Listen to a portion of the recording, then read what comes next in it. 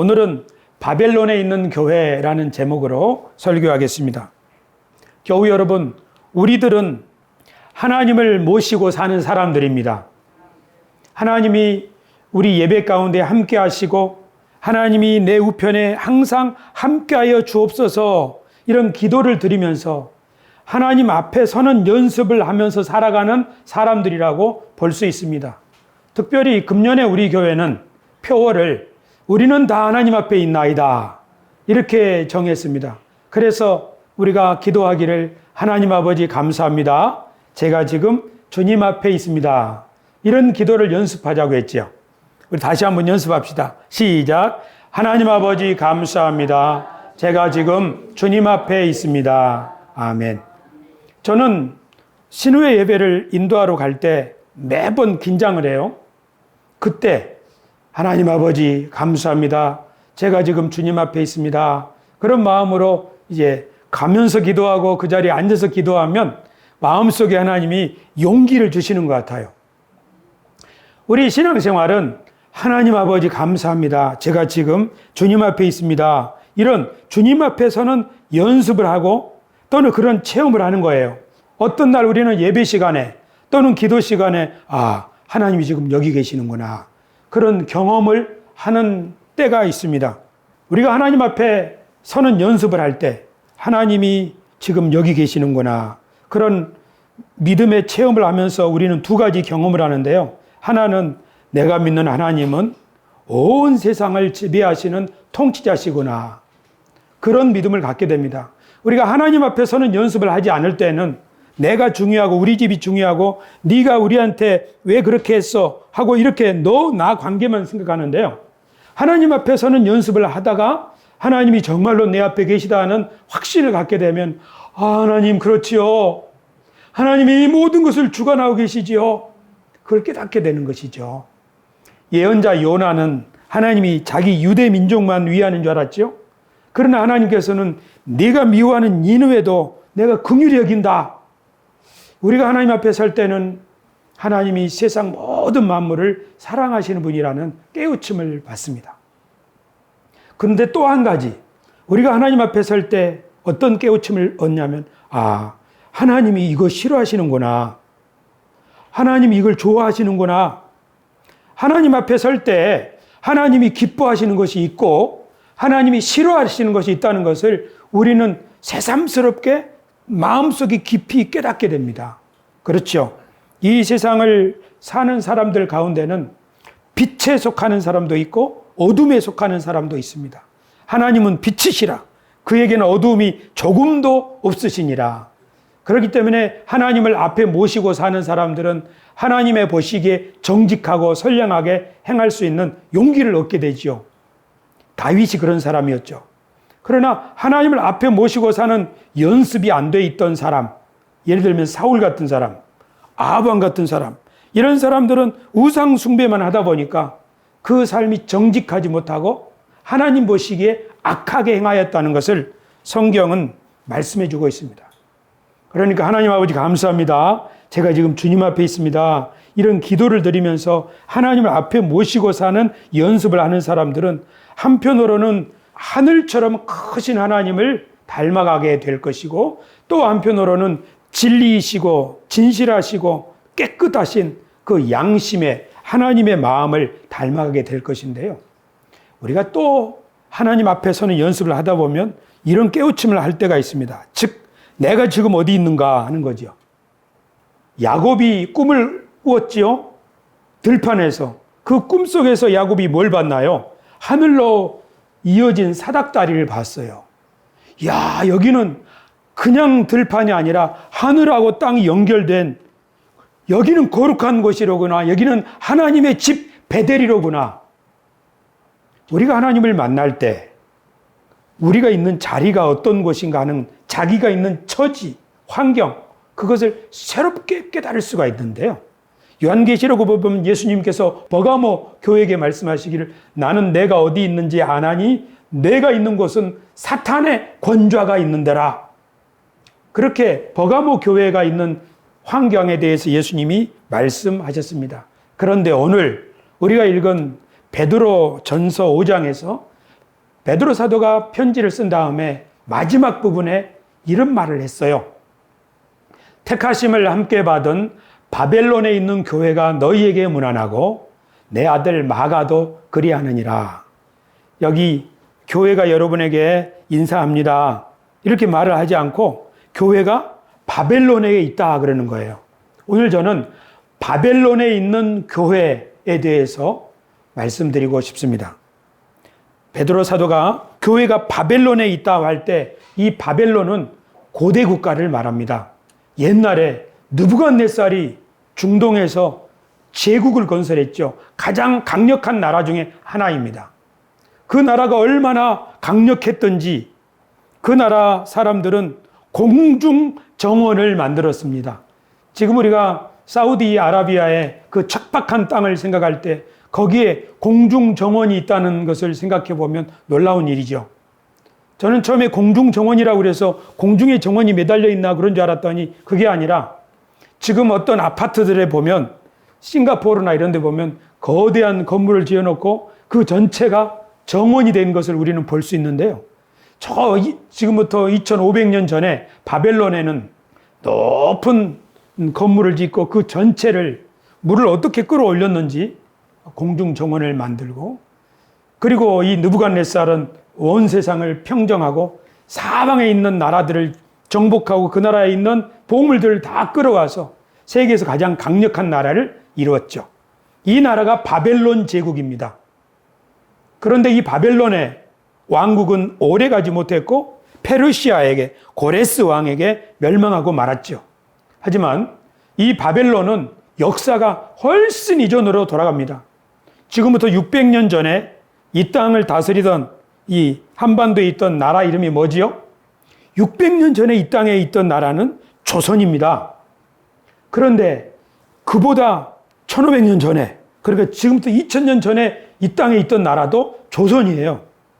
단군의 조선 말이에요. 그래서 우리는 그것을 고조선이라고 부르죠. 바벨론도 마찬가지예요.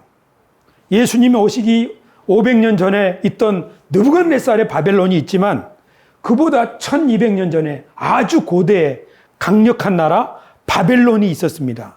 그 바벨론은 바벨탑을 쌓은 사람들의 후예입니다. 교우 여러분, 바벨탑이 무엇입니까? 바벨탑은 사람들이 하늘에 닿으려는 큰 탑을 쌓으려고 했던 그 사람들의 탑이죠. 사실 이 바벨탑을 쌓은 사람들은 그 조상이 가인에게로 올라갑니다. 아담의 아들 가인. 가인은 아벨 동생과 싸우다가 동생을 죽여버리고 말았죠. 그리고 가인은 손재주가 좋았던지 도시들을 건축했습니다. 가인의 후예들은 큰 문화를 일으키기도 했습니다. 하지만 이 가인의 후예는 하나님을 두려워하는 마음이 없었습니다. 어쩐지 이 백성들은 하나님을 두려워하는 마음을 가지지 않다 보니까 하나님의 뜻, 하나님의 계획, 그건 우리가 알 바 아니에요? 그러는 거예요. 원래 하나님이 인간을 지으셨을 때는 너만 생각해라 이러지 않고 너로 말미암아 천하 만민이 복을 받으리라. 생육하고 번성하여 땅에 충만하라. 아브라함을 부르실 때도 마찬가지잖아요. 우리 교회도 그런 줄 너무 믿습니다. 그런데 하나님을 마음속에 모시지 않는 사람들의 특징은 가인처럼 바벨탑을 쌓은 사람들처럼 야, 우리가 말도 하나이니 흩어지지 말자. 여기서 탑을 쌓는 거야. 그래서 큰 탑을 쌓으려고 했죠.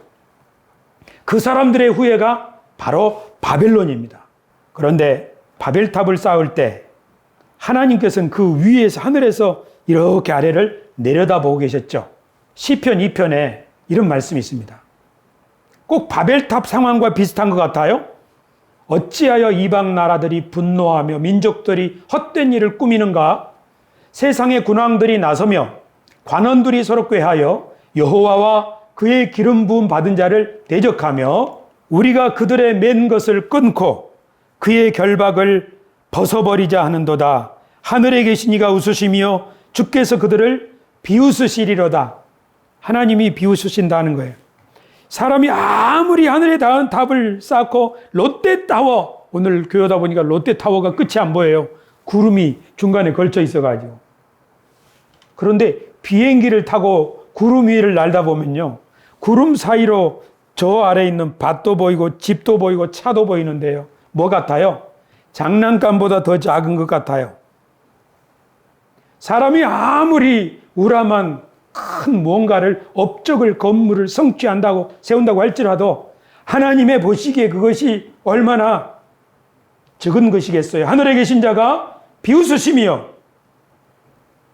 그래서 바벨탑을 쌓은 사람들에게 하나님께서 그들의 언어를 혼자 파괴하셨죠. 결과 서로 마음이 나눠져서 뿔뿔이 흩어지고 말았습니다. 그들의 프로젝트는 하늘에 닿는 것이었지만 하나님께서는 한순간에 그것을 무의로 만들어버렸습니다. 그것이 바로 바벨탑인데, 바벨탑이 헛수고가 되고 무너지고 나서도 이 땅에는 그 바벨의 정신, 가인의 후예들이 일어나서 계속 나라를 세우는데 그런 나라가 바로 바벨론이었던 것입니다.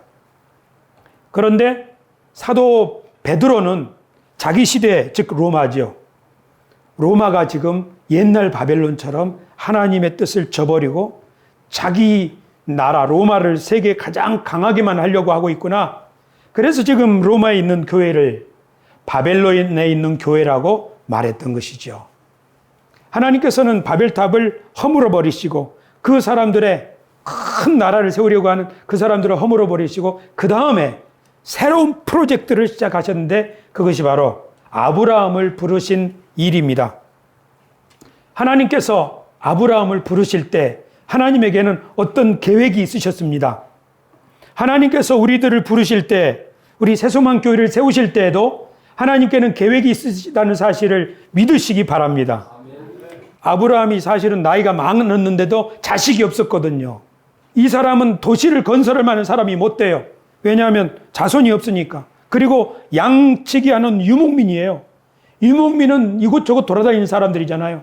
그런데 하나님이 아브라함을 부르시면서 뭐라고 말씀하세요? 아브라함아, 너는 내 본토 친척 아비집을 떠나 내가 내게 지시할 땅으로 가라. 그 다음에 하나님이 아브라함에게 내가 너에게 뭘 주겠다고 말씀하셨죠? 내가 너로 큰 민족을 이루게 하겠다. 여러분 이걸 보십시오. 저 시날 평지에 바벨탑을 쌓던 사람들이 큰 민족을 이루기를 원했죠. 큰 위대한 나라, 가장 강력한 나라 세우기를 원했죠. 그런데 그 나라는 하나님이 기뻐하시는 나라가 아니에요. 그 나라는 커지면 커질수록 그 나라는 커질지 모르지만 주변에 있는 사람들은 다 고통을 겪어요. 그것은 생명의 나라가 아니라 생명들을 착취하는 나라예요. 그래서 하나님은 그런 나라를 흩어버리시고 멸하신 거죠. 그리고 하나님이 한 사람을 부르셔서 내가 너에게 큰 민족을 이루게 하겠다. 이 말은 한 나라를 세우겠다 이런 뜻이죠. 이 나라는 바벨의 나라와는 다른 나라예요. 이 나라는 새로운 대안이 되는 나라예요. 이 나라는 하나님의 은총이 필요한 나라예요. 그래요. 자식이 없잖아요. 이 나라는 천하 만민에게 내가 너로 말미암아 복을 내리겠다는 천하 만민에게 복을 주는 축복의 나라예요. 아브라함을 통해서 이 바벨의 나라 말고 내가 세운 너로 말미암아 너 씨로 말미암아 세우는 나라는 은혜의 나라요. 축복의 나라요.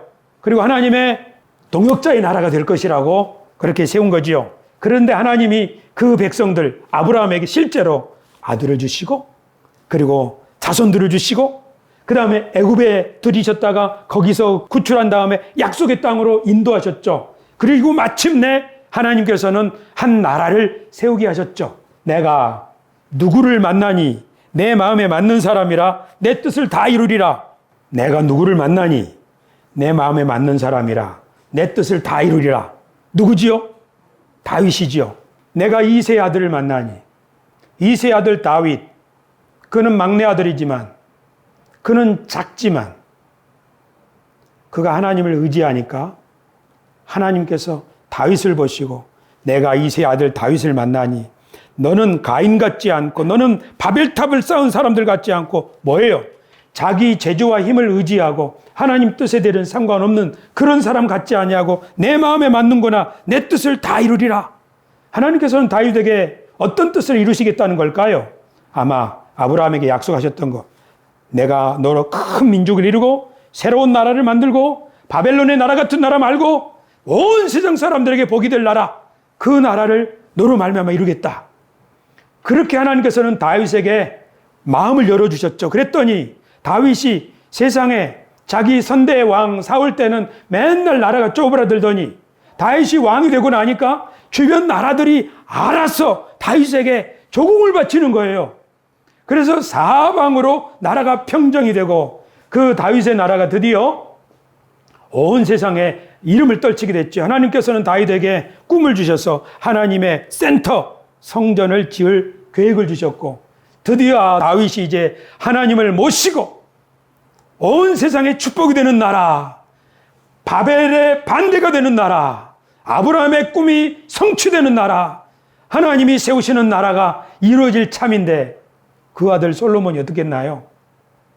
자기 아버지처럼 하나님을 정직하게 신뢰했으면 좋으련만 솔로몬이 이렇게 보니까 이웃 나라들하고 내가 어떻게 여기서 안전하게 나라를 번영할 수 있겠나 싶으니까 옳지, 이집트의 공주를 내 아내로 맞이해야겠다. 저기도 옛날부터 우리 이 땅의 사람들은 결혼 정책을 통해서 자기 나라의 안정을 도모하려고 했죠. 이것은 뭔가요? 이것은 아브라함의 정신이 아니고 이것은 다윗의 정신도 아니에요.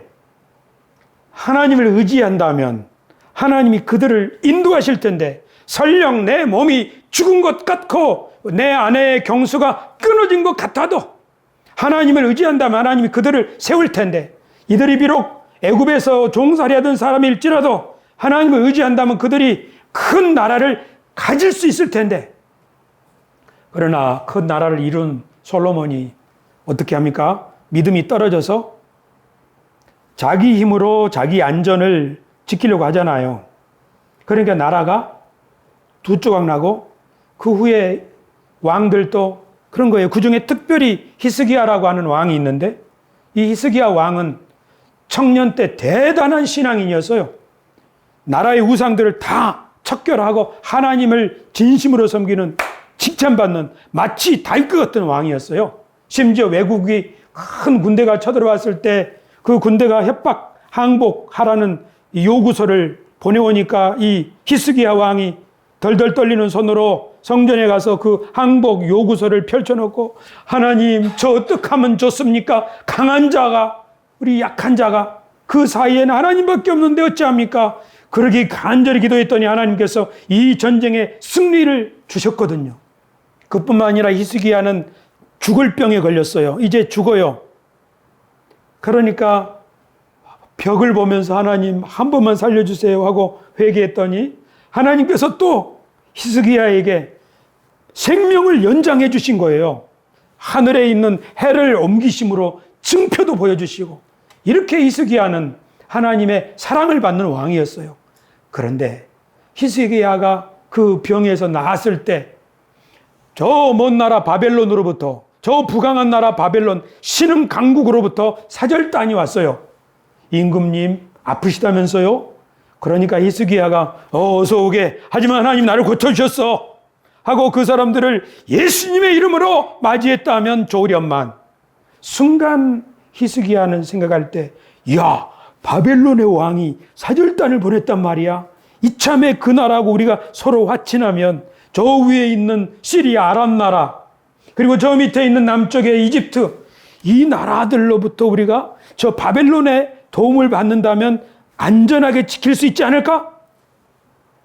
그래서 그 사절단을 맞이해 가지고 자기 앞에서 축복 기도를 안 해주고 뭘 했냐면은 자 어서 오세요 하고 극진히 대접하면서 자기 나라 안에 있는 궁궐의 창고를 열어서 쫙 보여주는 거예요.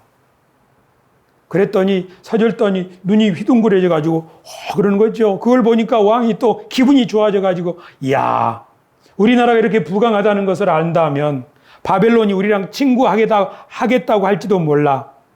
그리고 사절단이 갔어요. 그런데 그때 이사야 선지자가 하나님의 사람 예언자 이사야가 임금님에게 찾아왔어요. 그래 임금님 바벨론에서 사절단이 왔다면서요? 그래 왔지. 내가 다 보여줬지. 뭘 보여주셨는데요? 우리 궁궐에 있는 대대로 물려놓은 재산들 다 보여준 거야. 아마 우리가 그 나라와 친구가 될지도 몰라. 그랬더니 예언자가 말하는 거예요. 왕이시여, 왕이시여, 왕이시여, 왕이시여. 이제 왕의 나라의 이 모든 보물은 바벨론 왕이 보낸 군대에 의해서 다 바벨론으로 옮겨가고 왕의 식구들도 다 끌려가고 말 것입니다. 왕이 살아있을 때는 이런 일이 없겠지만 왕이 죽고 나면 이 유대 나라는 바벨론에게 짓밟히고 말 것입니다. 하나님의 백성들, 아브라함의 자손, 다윗의 후손인 히스기야가 하나님의 도우심으로 전쟁에도 이기고 질병에도 고침을 받았으면서도 그러면서도 하나님을 의지하는 믿음, 하나님이 나와 함께 하시고 하나님이 내게 약속하셨으니 나는 하나님을 신뢰할 거야. 하나님은 내 길을 지키시고 우리 민족을 통하여서 마침내 다윗에게 말씀하신 내 마음이 합한 자라 나의 뜻을 이루리라. 아브라함에게 말씀하신 그 뜻을 이루실 거야. 나는 이게 너무 좋아. 그런 믿음을 가졌으면 좋으련만 그런 믿음을 딱 놓쳐버리니까 어떻게 합니까? 바벨론에게 도움을 청하는 자가 됐죠. 바벨론이 누굽니까? 하나님을 대적한 바벨탑의 후예지요.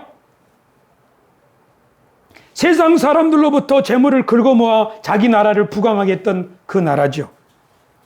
오늘 우리 성도들도 마찬가지입니다. 저희들도 그래요.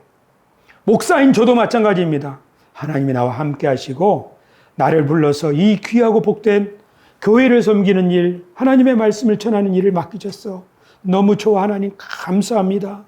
제게 어떻게 이런 축복을 하셨습니까? 이런 믿음을 가지면 참 좋은데 어떤 때는 제 마음속에 내가 가지고 있는 것은 너무 작아 보이고 초라해 보이고 세상은 너무 커 보이고 화려해 보이고 그런 때가 있어요. 그때에는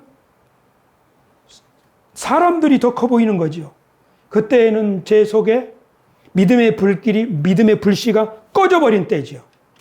그때는 비겁한 목사가 되는 거예요. 믿음을 잃어버린 목사가 되는 거죠. 우리들도 마찬가지입니다. 하나님이 우리와 함께 하시고 우리를 통하여 일하시려고 우리를 부르셨다고 하는 믿음. 지금까지도 인도하셨지만 앞으로도 함께 하실 것이라고 하는 이 믿음을 붙잡지 못하면 우리는 하나님의 원수에게 우리를 의탁하고 결국 그 원수에게 모든 것을 빼앗기게 되고 만다는 사실을 히스기야 왕은 우리에게 보여주었습니다. 그래서 이스라엘 백성들은 바벨론의 공격을 받아서 예루살렘이 망하고 재물들 다 빼앗기고 그리고 젊은 사람들 포로로 끌려가서 저 먼 나라 바벨론 그 나라에 가서 포로 생활을 했죠. 하나님의 백성들이 그곳에 끌려가서 어디서 시온에서 하나님을 경배하던 사람들이 저 바벨탑의 후예들에게 가서 거기서 지금 사는 거에 초라하게 그때 그들의 애절한 상황을 시편에 이런 노래로 남겼어요. 이것은 보니엠이라고 하는 그 악단이 그 그룹이 만든 노래로 만든 것이기도 해요. 여러분 그런 노래 들어봤죠? By the river of Babylon. 그 노래가 바로 이거예요. 저는 어렸을 때 이것이 뭘 비벼 먹자는 말인가 그랬는데 그게 아니고 보니까 성경에 있는 이 노래였어요. 너무나도 슬픈 노래인데 저 어렸을 때는 그게 뭔 뜻인지도 몰랐어요. 우리가 바벨론의 여러 강변 거기에 앉아서 시온을 기억하며 울었도다. 그 중에 버드나무에 우리가 우리의 수금을 걸었나니 이는 우리를 사로잡은 자가 거기서 우리에게 노래를 청하며 우리를 황폐하게 한 자가 기쁨을 청하고 자기들을 위하여 시온의 노래 중 하나를 노래하라 함이로다. 우리가 이방 땅에서 어찌 여호와의 노래를 부를까? 예루살렘아 내가 너를 잊을진대 내 오른손이 그의 체주를 잊을지로다. 내가 예루살렘을 기억하지 아니하거나 내가 가장 즐거워하는 것보다 더 즐거워하지 아니할진대 내 혀가 내 입천장에 붙을지로다. 이것이 바벨론 강가에서 이스라엘 백성들이 아마 기도하려고 거기 있었겠죠. 기도하면서 하나님 앞에 여호와는 나의 목자시니 하고 막 기도 노래 부르면서 있었겠죠. 그런데 그 바벨론 사람들이 유대인들 이리 와. 우리 술 먹는데 와서 좀 노래 좀 불러봐. 너희들 시온에서 노래 잘하는 거 있다면서 이 사람들이 하나님 앞에 예배드리던 그때 부르던 거룩한 노래를, 이 장단을 맞춰주는 노래를 부르라고 하니 어찌 이 노래를 부를 수가 있겠습니까? 그러나 부르라고 하니까 어떻게 해요? 수금을 버드나무에 걸어놓고 울며 불렀겠죠. 그러면서 이런 기도하는 거예요. 예루살렘아, 예루살렘아, 내가 너를 잊어버렸다면 내 오른손이 그 재주를 잃어버렸을 것이다. 오른손이 어떻게 재주를 잃어버려요? 오른손으로 반망도 잊어버릴 수 없죠. 나는 너를 잊을 수 없다. 내가 너를 잊어버리고 너보다 다른 것을 더 좋아한다면 내 혀가 입천장에 붙을지로다. 혀가 입천장에 붙으면 어떻게 되나요? 혀가 입천장에 붙으면 뭘 못하죠? 말도 못하고 먹지도 못하죠. 내가 차라리 굶을지언정 내가 어떻게 너를 잊겠느냐. 바벨론에 있는 교회가 뭡니까? 바벨론에 있는 하나님의 백성들이 그랬다고요. 이 사람들은 만약에 그들이 바벨론에 동화되었다면 이 사람들을 그렇게 조롱하지는 않았을 거예요. 그러나 나라를 잃고 그 바벨론에 끌려와서 거기서 그들의 삶은 구차하지만 그들의 영혼은 하나님을 향하고 시온을 향하고 예루살렘을 향하고 아브라함의 약속을 기억하고 언제나 그 일이 이루어지겠습니까? 우리의 처지를 보십시오 하고 바벨론에 있는 교회, 바벨론에 있는 하나님의 백성들은 하나님의 약속을 기다리는 그런 사람들이었습니다. 그들은 비록 현실에서는 무명한 자 같고 죽은 자 같고 징계를 받은 자 같고 근심하는 자 같고 가난한 자 같고 아무것도 없는 자 같지만 그들의 마음속에는 그래도 하나님이 저 옛날에 아브라함에게 자손을 주시고 저 옛날에 애굽에서 우리 조상들을 건져내시고 저 옛날에 다윗에게 큰 나라를 이루게 하셨던 그 하나님이 우리 하나님이야. 저 옛날에 바벨탑이 하늘 높이 닿을 줄 알았지만 우리 하나님이 한 번 비웃으시니까 그 모든 것이 무효가 된 그 하나님이 우리 하나님이야. 그렇게 바벨론에 있는 교회는, 바벨론에 있는 하나님의 백성들은 기도했죠. 우리가 대표적으로 아는 다니엘이 하루에 3번 기도했죠. 아마 느헤미야라고 하는 궁궐에서 일하는 신하도 하나님 앞에 그렇게 기도하는 사람이었어요. 나중에 저 훗날에 모르드게나 에스더도 그런 사람들이었어요. 그랬더니 어떤 일이 일어납니까? 실제로 하나님께서 이들의 기도를 들으시고 바벨론같이 강력한 나라가 세상에, 한 나라가 강력하면 보통 몇 년은 지속돼야 돼요. 조선 같은 경우는 조선 600년 지속했잖아요. 500년인가? 500년. 바벨론은 70년 진행하고 갑자기 망했어요. 하나님의 심판이 바벨론에게 갑자기 임해서 이스라엘 백성들을 다시 너희 고향으로 돌아가라고 하는 왕이 일어났던 것이죠. 하나님은 바벨론에서도 일하고 계신 줄로 믿습니다. 오늘 베드로 사도는 바벨론의 이야기, 그러니까 그 베드로 시절부터 530년 전에 있었던 그 과거 먼 이야기, 그 바벨론 이야기를 자기 시대의 백성들에게, 교회에게 편지하는 거예요. 베드로가 살고 있던 시대의 세계 제국은 로마입니다. 로마. 모든 길은 로마로 통한다.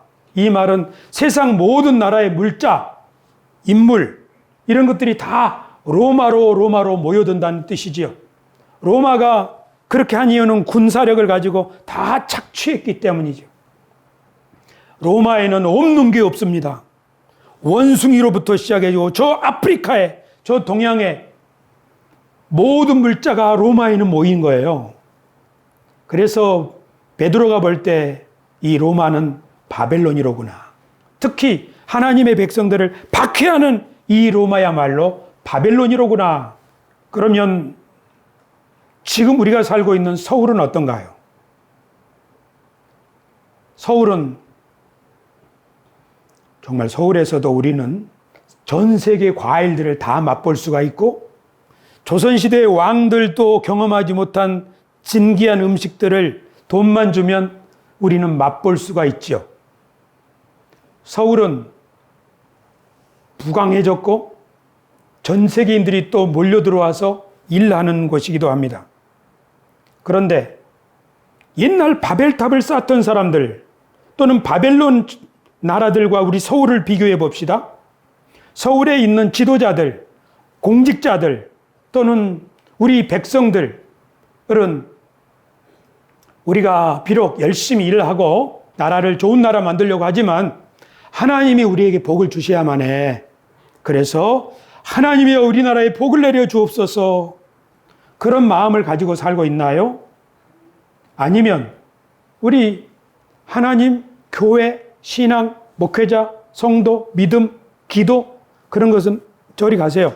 여기는 그런 거 오는 곳 아니에요. 여기는 학교예요. 여기는 공적인 일을 감당하는 공적인 자리예요. 그렇게 하나님을 믿는, 하나님을 신뢰하는, 하나님으로부터 보는 은총을 받아서 은총을 받을 뿐만 아니라 하나님의 뜻을 이 땅에 펼쳐나가는 것. 그러니까 바벨론의 문화, 로마의 문화가 세상 모든 곳에서부터 착취해서 자기를 부유하게 하는 문화라면 하나님의 문화는, 하나님이 세우시는 나라는 에덴 동산에서부터 모든 축복이 사방으로 흐르는 나라죠. 우리 기도자가 말한 애굽이 파라오가 쳐놓은 그물, 애굽의 문화가 있어요. 애굽의 문화는 사람들을 부려서 신전을 짓게 하는 문화죠. 우상을 섬기게 하는 문화예요. 그러나 거기서 하나님이 건져내셔서 이 사람들을 하나님의 앞에서 하나님을 경배하고 서로 유무상통하는 평화의 공동체를 세우게 하신 것이죠. 그러니까 로마나 바벨론이나 이거 다 바벨탑과 비슷한 도시예요. 자기중심적이고 다른 약한 것에서 착취하는 문화죠. 힘과 권력을 가진 사람이 모든 것을 좌우하고 약한 사람들한테 의견을 물어보는 나라가 아니에요. 이 나라 지도자들은 권력 있고 국민의 지지만 있다면 모든 것을 우리가 마음껏 할 수 있고 그렇게 하면 우리나라가 부강할 것이다. 그렇게 생각하는 나라예요. 저는 우리나라의 정치가들이 그것이 여당이든 야당이든 국민들이 우리들을 충분히 지지만 해준다면 우리는 얼마든지 좋은 나라를 세울 수 있다. 그런 생각을 가지고 있는 정치인이 있다면 그런 사람들은 결국 바벨론을 세우는 그 일에 동참하는 것에 지나지 않을 것이다. 아무리 언어가 하나이고 아무리 하나 된다고 해도 하나님을 저버리고 하나님 은총 그런 거 우리랑 상관없어요. 하나님이 처음부터 우리를 위해 계획하신 이 세상을 향한 계획 그런 거 우리랑 상관없어요. 중요한 건 우리나라예요. 중요한 건 나예요. 하고 자기 중심적인 나라를 세우려고 한다면 그것은 어떤 나라든지 그것은 바벨론의 나라를 세우는 것으로 귀결되고 말 것입니다. 그래서 우리 교회가 중요합니다. 교회가 우리 구청과 우리 용산과 우리 대한민국에 위에서 기도할 때 주여 이 세상의 주관자들이 통치자들과 권세들이 하나님께서 그들에게 권세를 주신 이유는 자기 중심적인 바벨탑을 쌓으라고 주신 것이 아니라 우리를 통하여 우리 이웃이 우리 주변 나라가 온 세상이 복을 받게 하라는 것인 줄로 알고 그 뜻을 그 꿈을 꾸게 하여 주십시오. 그런 하나님의 꿈을 가지고 사는 나라가 있다면 그 나라는 국민들도 행복해질 줄로 믿습니다. 최근에 저는 노르웨이 영상을 봤습니다. 노르웨이는 저 북유럽의 추운 나라입니다. 옛날부터 그 나라는 너무 추워가지고 농사도 안 되고 사람들이 먹을 것도 없고 그렇게 힘들게 살았다고 합니다. 그런데 그 바닷가에서 유전이 개발되어 가지고 나라가 점점 부강해지기 시작했다고 해요. 그런데 노르웨이도 유전이 있고 중동에 있는 나라들도 유전이 있는데 그 두 나라의 차이점이 뭔가? 이 노르웨이는 그 국민들의 삶의 만족도, 행복 지수가 세계 4위라고 하는데요. 이 나라의 특징은 그 나라의 유전이 개발돼서 막 부가 늘어날 때 그 나라의 정치 지도자들이 이 재산을, 이 재력을, 이 자본을 국민들의 복지, 교육, 사람들의 유익을 위해서 자꾸 베풀었다고 그래요. 그러니까 그 나라가 전체적으로 부유해지고 전체적으로 삶이 복지가 잘 되니까 빈부격차가 줄어드니까 사람들이 갈등이 줄어들고 만족도가 높아가는 거예요. 그러나 이런 정신이 없이 나라를 운영하는 독재의 나라, 중동의 나라들은 그렇지 않습니다. 우리나라도 사실 옛날에 비하면 경제적으로 많이 성장했죠. 그러나 우리나라의 지도자들이 어떤 마인드로 정치를 하고 나라를 운영하느냐에 따라서 저는 우리나라가 지금보다 1000배나 더 좋아질 수도 있고, 아니면 갈수록 빈부의 격차가 심해져서 자살률 세계 1위라고 하잖아요. 이것은 정상이 아니에요. 정상이 아니에요. 젊은이들이 미래를 꿈꾸지 못하고 있잖아요. 그러니까 우리는 출산율 이런 것만 걱정하고 있고 자살률 이런 거 걱정하고 있잖아요.